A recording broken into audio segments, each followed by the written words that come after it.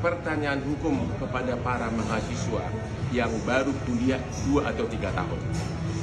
Apabila misalnya ada satu BUMN menjual barang dagangan dari BUMN, dia menjanjikan harga barang tersebut dengan harga diskon kepada pembeli dan terjadi kesepakatan. Namun belakangan direksi dari BUMN tersebut tidak setuju harga diskon. Pertanyaannya, apakah BUMN tersebut dirugikan kalau barang diskon yang dijanjikan dijual itu belum diserahkan kepada pembeli? Barangnya itu masih ada dalam BUMN, masih dimiliki oleh BUMN.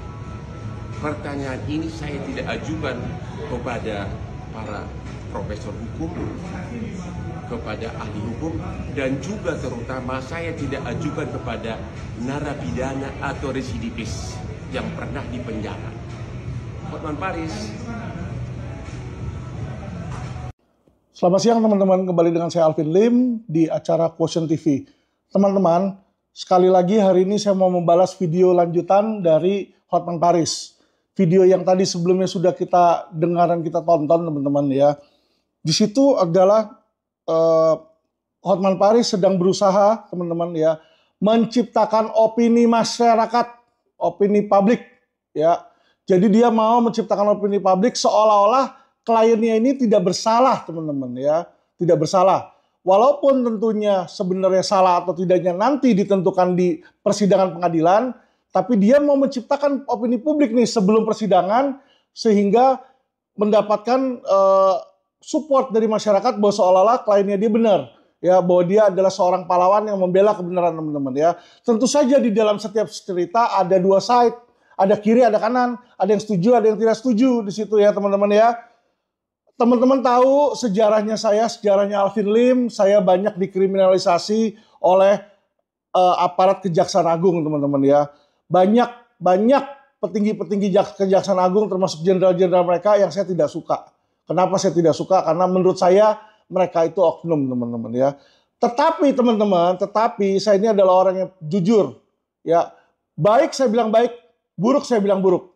Di dalam hal ini khusus kasus Budi Said ini teman-teman, saya yakin 1000% bahwa Budi Said ini adalah bersalah dan kriminal. Sehingga apa yang dilakukan oleh Kejaksaan Agung menetapkan sebagai tersangka, menahan, menyidik itu sudah di dalam koridor SOP yang benar teman-teman ya. Ini opini hukum saya ya teman-teman ya.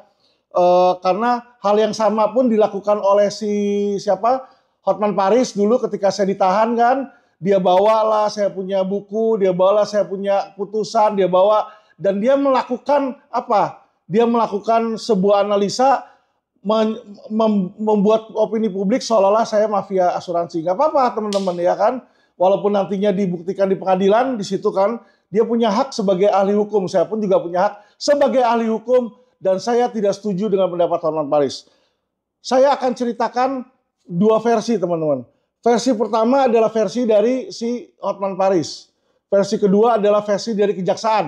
Ya, jadi Hotman Paris merasa Budi Said ini nggak bersalah. Saya akan ceritakan versinya kenapa itu nggak bersalah. Dan yang kedua adalah versi kenapa dia bersalah, teman-teman. Di sini nanti teman-teman akan melihat perbedaannya. Ya, oke, lanjut teman-teman. Nah, dalam versi yang pertama yaitu Hotman Paris. Hotman Paris bilang, ini yang terjadi di sini adalah hal yang sepele kata dia. Itu tadi teman-teman lihat kan video sebelumnya yang saya putar. Dia bilang ada sebuah perjanjian. Dia pakai kalau ada orang yang baru masuk 1-2 tahun. Pak Hotman, kalau orang baru masuk sekolah kuliah hukum 1-2 tahun Pak.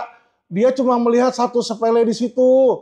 Anda harus menanyakan orang kayak saya Pak. Ya, yang bukan hanya mengerti hukum 1-2 tahun. Saya kerja di bank. Saya tiap hari nanganin kontrak-kontrak sama bank, Pak. Wakil presiden, direksi semua saya tanganin di situ. Ya, legal, corporate secretary, treasurer, Pak. Semua saya tahu, Pak. Anda, seorang kayak saya yang harusnya Anda tanya, Pak. Kalau Anda tanya orang-orang mahasiswa biasanya nggak bisa lah. Emangnya mahasiswa biasa 1 tahun, 2 tahun jadi hakim di persidangan, Pak. Ya, jadi Anda mencari juri, ya mencari crowd, itu yang salah, Pak. Saya kasih tahu. Lanjut Pak, ya. Jadi ada seseorang bernama Budi Said, teman-teman. Budi Said ini adalah kliennya si Hotman Paris. Ya. Nah, Budi Said ini dibilang adalah seorang crazy rich, pengusaha di bidang properti. Ya. Nah, dia infonya nih, kasus ini bermula Budi Said beli 7 ton emas dari Antam, beli 7 ton.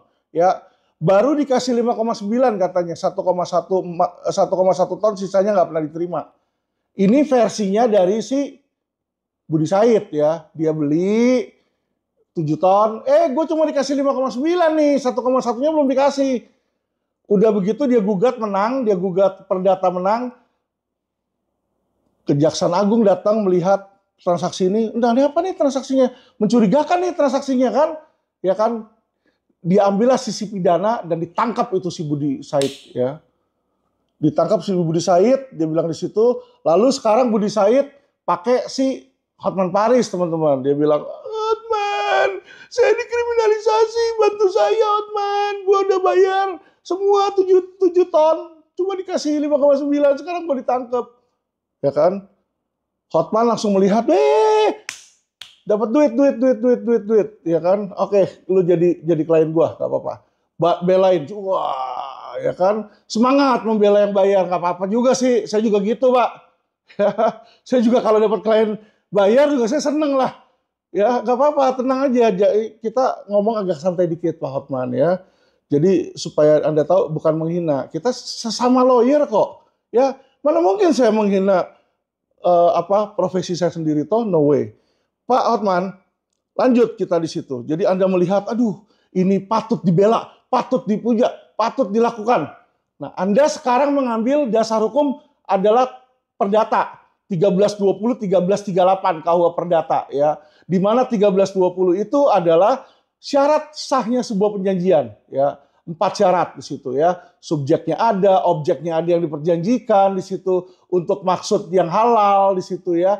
Terus orang subjeknya yang sudah sudah cukup umur kayak begini ya. Jadi itu yang Anda bilang bahwa sudah ada perikatan, tapi si Antam itu yang tidak menaati perjanjiannya. Ya kan? Jadi dia melanggar pasal 1338. Apa pasal 1338 berisi ya kan, bila ada dua belah pihak membuat sebuah perjanjian, perikatan, maka perjanjian tersebut menjadi dasar hukum bagi si pembuatnya. Ya, jadi inilah dasar perikatan teman-teman ya, dasar keperdataan.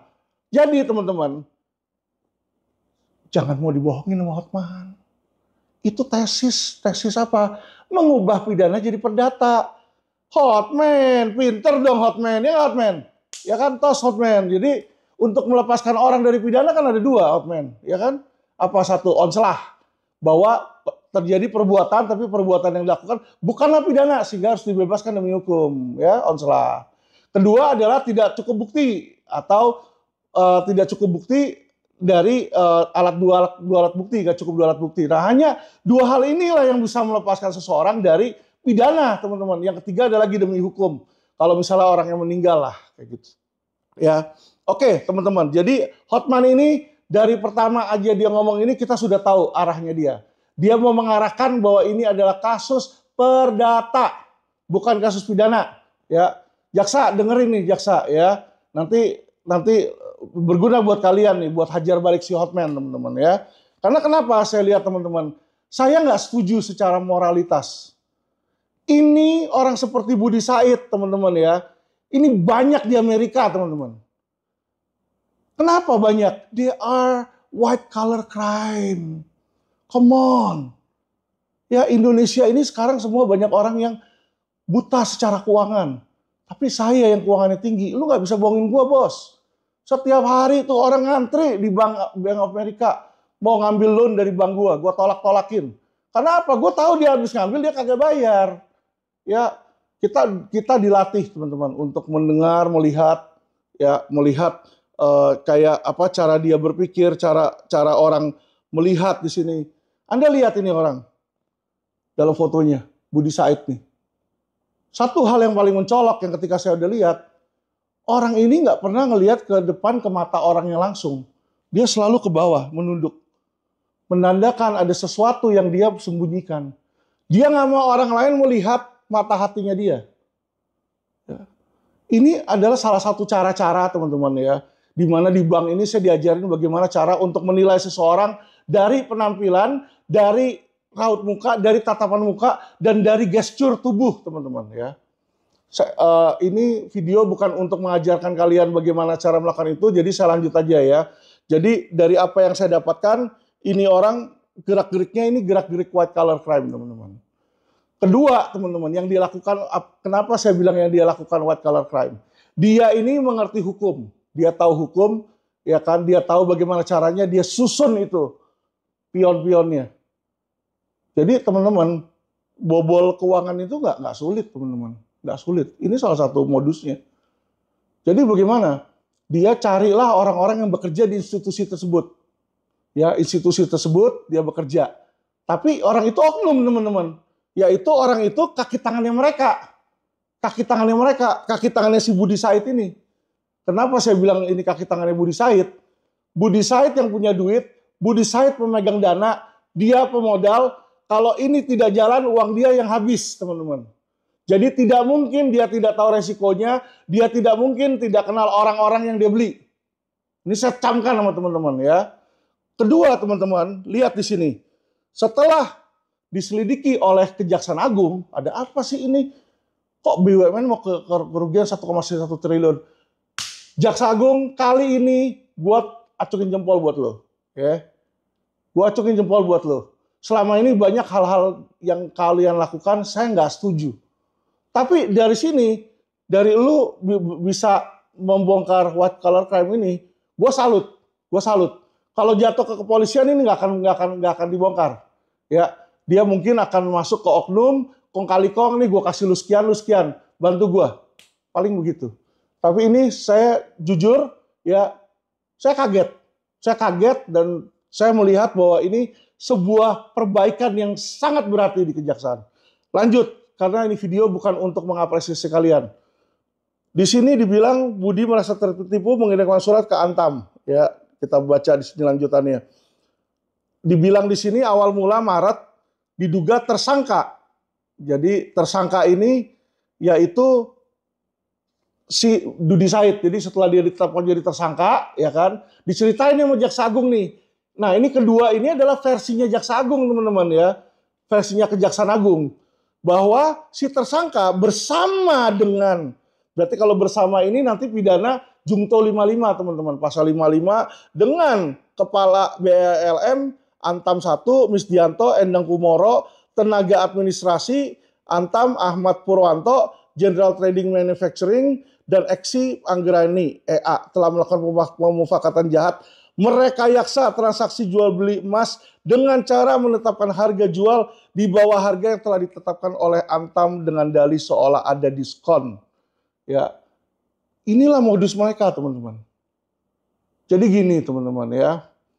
Misalnya anggap aja seorang di bank nih, saya lagi di bank, Bank BCA. Bank BCA bisa nggak misalnya ya, sesuatu yang sepele aja. Saya nabung 1 miliar deposito, ketika cair, saya minta dikasihnya 2 miliar, bisa nggak? Bisa nggak? Bisa ambil lebih besar, nggak bisa toh? Ini pun nggak bisa harusnya. Kenapa? Antam itu dari tahun ke tahun, mau tahun kuda, tahun kucing, ya tahun kebo, tahun kecoa, itu nggak pernah nilai jualnya itu dia di bawah ada diskon tuh nggak pernah. Dia ini lebih hebat dari Louis Vuitton, teman-teman, lebih hebat dari Hermes. Hermes, Louis Vuitton mungkin bisa ada diskon, dia nggak pernah ada diskon. Yang ada harganya naik terus, bos. Jangankan dia alasan, dia bilang, karena biar mau jual gede. Karena jual dengan harga, dengan jumlah yang banyak. Dia beli 7 triliun, maka cukup bayar 5,9. Nggak ada itu. Kalau lu bisa sediain 100 triliun, gue beli semua kalau harganya diskon 22% kayak begini. Dari 7T jadi 5,9T, ya kan, untung 1,1T. Gue beli lo adanya berapa? Kenapa? Lu ada 1 triliun, gue beli dulu 1 ton. Gue jual. Gue langsung dapat untung 20%, bos. Ambil lagi, lu ada berapa? Gue tinggal ambil duit orang nih, udah bayar. Mau 100 triliun juga gue bisa siapin. Ngerti nggak? Nggak ada ini kayak begini. Ya dia sudah melihat bagaimana cara untuk bobol dari dalam. Ini dia bobol dari dalam. Dia lihat nih, kepala administrasi, kepala operasional nih, BELM kan. Ini kepala dari Logam Mulianya ini semua nih berapa orang. Udah disetting, bos. Ya. Ini sama terjadi kebobolan di LQ juga. LQ kemarin ini kita ya, itu ada kebobolan. Salah satu kepala cabang kita ini ada gelapin hampir 276 juta. Uang LQ saya hilang. Ya kan? Pas saya di dalam penjara, salah satu kepala cabang meninggal, hancur itu duitnya langsung hilang. Jadi begini teman-teman ya, caranya ngebobol gimana? Misal di LQ, yang punya otoritas menetapkan harga misalnya saya, ya kan? Sayanya lagi di penjara atau nggak ada. Datanglah si kepala cabang lain, ya kan? Atau operational manager atau siapa yang istilahnya manajer nih teman-teman. Kayak di sini ini kan manajer semua nih, ya tenaga administrasi. Kepala ini masih manajer, bukan direksi loh. Direksi itu di atas. Saya ini direksi di LQ, teman-teman ya. Jadi harusnya misalnya izin saya, dia nggak izin saya, uangnya diambil keluar. Kebobolan, mengatasnamakan LQ, dia dibilang sudah di ACC oleh LQ. Benar sudah di ACC oleh LQ, tapi orang yang meng-ACC bukanlah orang yang mempunyai otoritas. Nangkep ya? Jadi orang-orang ini bukan orang-orang yang punya otoritas, teman-teman. Untuk apa? Untuk menetapkan harga jual di bawah harga yang ditetapkan oleh Antam. Jadi kalau Antam sudah menetapkan harga jual, ini nggak boleh ditetapkan di bawah harga jual. Tanpa seizin direksi. Itu jelas. Karena kalau ditetapkan di bawah harga jual, langsung Antam itu rugi. Rugi. Teman-teman, emas ini bukan barang jual beli seperti barang-barang kita yang biasa. Baju, celana, kolor, BH, beda. Logam mulia ini, emas 24 karat ini, termasuk salah satu alat instrumen currency, alat tukar. Jadi udah ada harga beli berapa, harga jual berapa. Kita lihat di sini teman-teman ya. Jadi kalau teman-teman mau lihat, ini ada harga Antam di sini. Harga LM Antam. Kita googling aja keluar teman-teman.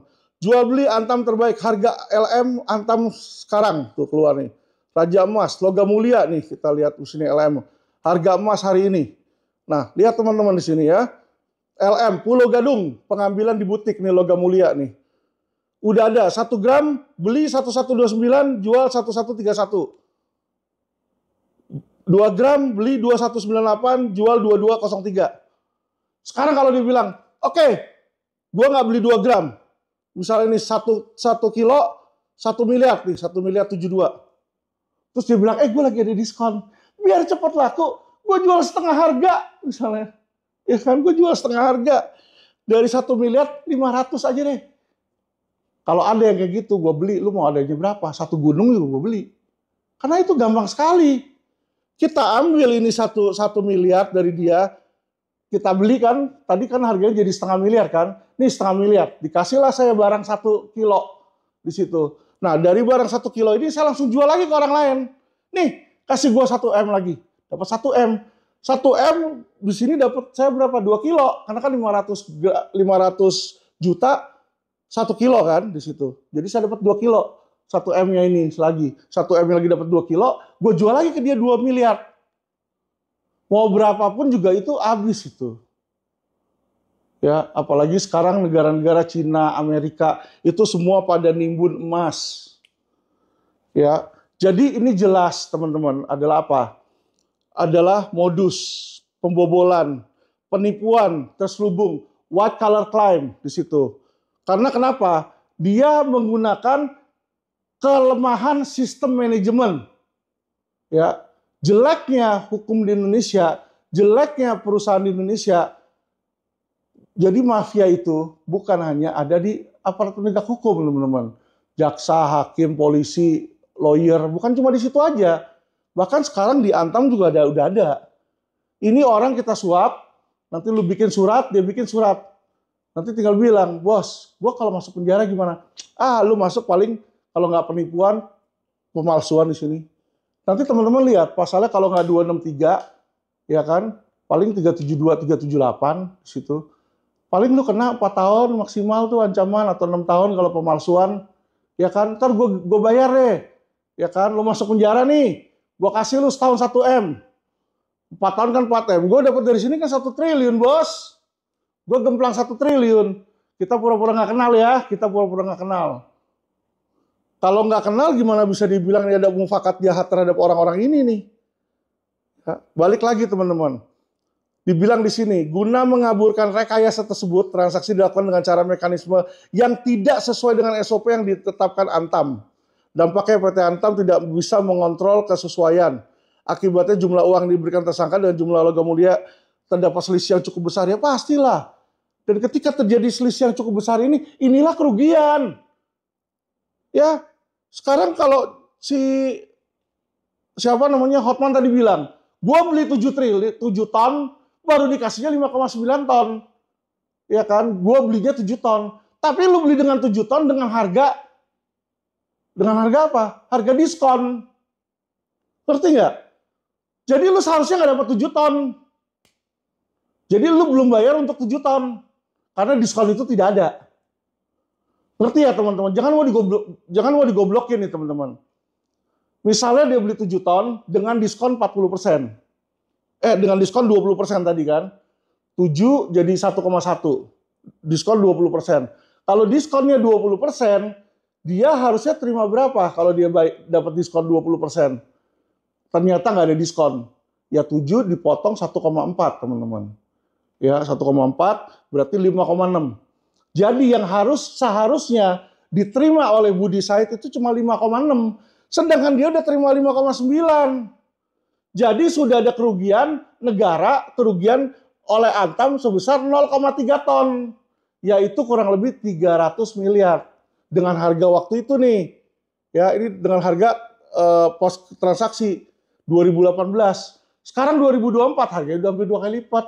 Berarti ruginya sudah bukan 300 miliar, tapi 600 miliar. Jadi jangan mau digoblokin sama lawyer-lawyer yang pinter, ya yang headjet di situ, yang merasa dirinya dapat gaji gede, lawyer fee gede, jangan. Dan saya juga minta kepada lawyer-lawyer, kalian punyalah integritas. Ya, kalau orang itu salah, kita jangan putar-putar, ya bikin skenario terus untuk membuat dia seolah-olah nggak bersalah. Ya, apalagi habis itu playing victim dan nyala-nyalain aparat penegak hukum yang ada, yang sudah bekerja keras. Jangan. Ya, mau kamu pengacara hebat, mau kenalnya Menteri Pertahanan kek, Presiden kek, tapi cara yang Anda lakukan itu tidak akan etikal dan tidak punya karma yang baik. Ya, nggak akan punya karma yang baik. Ya, makanya mungkin orang-orang kayak gitu stres tuh kalau udah malam udah gandeng-gandeng cewek di situ kan, begini-begini sama minum-minum gitu kan. Karena stres dia. Siang harinya dia siapa lagi yang bisa dibohongin gitu kan. Cerita apa lagi yang bisa dipelintir sama dia nih. Untuk membuat penjahat jadi orang yang seolah-olah baik. Ya. Jadi kalau orang ini memang salah, ceblosinlah ke penjara. Ini negara loh, dibobol kayak begitu loh. Jadi yang bobol uang negara itu bukan hanya pejabat. Orang-orang sipil pun bisa bekerja sama dengan oknum di dalam institusi, dia jebol itu. Ya, jadi jelas ya teman-teman ya ini ya bagaimana dia bisa menipu di sini nih dibilang nih. Ya, dia menang gugatan. Betul gugatan dia bisa menang. Karena yang dia pakai adalah dasar perikatan 1320 1338 itu adalah pasal sapu jagat untuk peristiwa perdata, teman-teman ya. Tetapi di dalam peristiwa pidana nggak ada itu.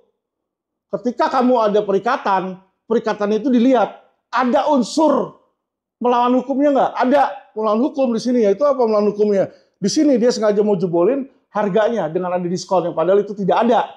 Ya, itu sudah jadi itu perikatan batal demi hukum. Ya, batal demi hukum. Karena kenapa? Tidak layak lagi itu di situ. Nggak sah itu di situ. Ya, tujuan dibuatnya ini bukan untuk sesuatu yang sah, sesuatu yang baik, tapi untuk menipu orang nggak bisa, teman-teman ya. Dia selama ini menang karena selalu mau menang gugatan di MA dengan tergugat aneka tambang, menghukum, membayar ganti rugi. Ya ini membayar ganti rugi ini apa? Keperdataan. Tapi ketika sebuah surat tersebut dibikin dengan niat tidak baik, memberikan keterangan palsu di dalam, mungkin keterangan palsu yang diberikan apa? Misalnya 266. Ya akan memberikan keterangan palsu dalam akta otentik. Harga misalnya, harga dasarnya tadi kita udah tahu nih harga Antam nih. Kalau dia beli 1 kilo, per 1 kilo 1 M. Ditulis di sini diskon 20%, cuma 800 juta. Itu sudah pemalsuan. Atau memberikan keterangan palsu. Ya. Jadi teman-teman, saya yakin kejaksaan yang sudah melakukan penyidikan dan sudah memasukkan pasal di sini ya, kalau kita lihat ini sudah dibuat pasalnya adalah pasal apa? Tipikor. Kerugian negara ini di sini teman-teman. Pasal 2 ayat 1, pasal 3 Jungto 18 Undang-Undang Tipikor tuh, tindak pidana korupsi. Jungto pasal 55 ayat 1. Ini tadi yang saya bilang, pasal 55 ayat 1, benar kan? Saya belum baca yang di bawah, di atas ini saya udah tahu, dibilang ikut serta di situ ya. Bersama-sama dengan si Anu. Berarti memang dia pelakunya. Pasal 1 ayat 1 ke 1 berarti menunjukkan bahwa dia adalah aktor intelektualnya, teman-teman. Ini modus nggak akan bisa terjadi kalau nggak ada penyangga dana. Itu tadi semua administrasi, dia di sini kepala, BLM, itu nggak ada yang punya duit. Jadi nggak akan bisa menjebol Antam tanpa peran serta dari si Budi Said. Ya, dan saya minta pada kejaksaan, kalian sudah melakukan hal yang baik. Ya, saya apresiasi, saya acungkan jempol. Jangan stop di sini, Pak. Kejaksaan. Ya, proses terus sampai hukum seberat-beratnya. Periksa juga ini aset-aset lainnya apakah diperoleh dengan hasil yang sama. Cara menipu, cara merugikan, cara ngebobol. Apakah dia juga melakukan hal ini mendapatkan properti-properti dia dengan cara yang melawan hukum. Jika itu benar, masukin lagi kejaksaan, jangan cuma pasal tipikor ini. TPPU-nya mana ini? Tindak pidana pencucian uangnya mana ini? Ya. Jadi kalau ini sudah terbukti nanti, tipikornya sudah terbukti, saya minta kejaksaan lanjutkan lagi dengan TPPU-nya, ya, karena TPPU itu kan harus ada predikat crime-nya kan, nanti predikat crime-nya tipikor di situ, ya. Jadi tolong ini agar bisa diproses terus, ya.